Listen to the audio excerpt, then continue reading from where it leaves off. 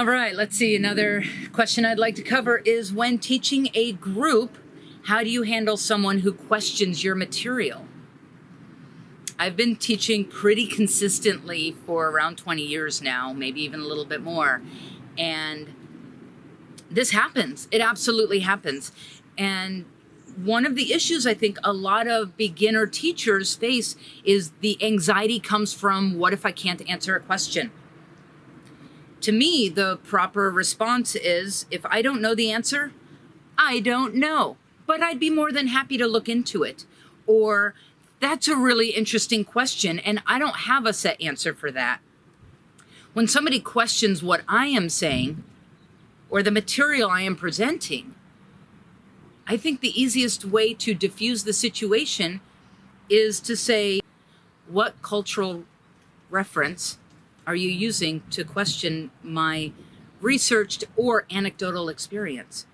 The coolest part about herbs, in my personal opinion, is that herbs are medicine for the people of the earth.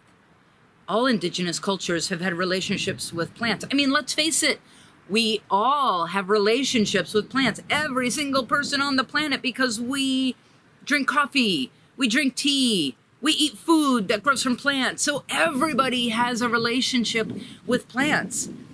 So if somebody really questions my experience or, my anecdotal teachings, my question to them is, what is your background experience to be questioning? Because ultimately, there is no right or wrong way specifically to work with plants. Now, of course, if you're coming from a very scientific background, then yeah, of course, there's going to be some wrong ways to do things because it's not scientifically researched.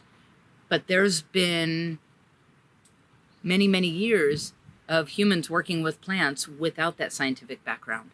And it doesn't negate the idea of making a cup of tea to help with your sore throat. So I really like to make sure people understand the big picture of herbs is worldwide.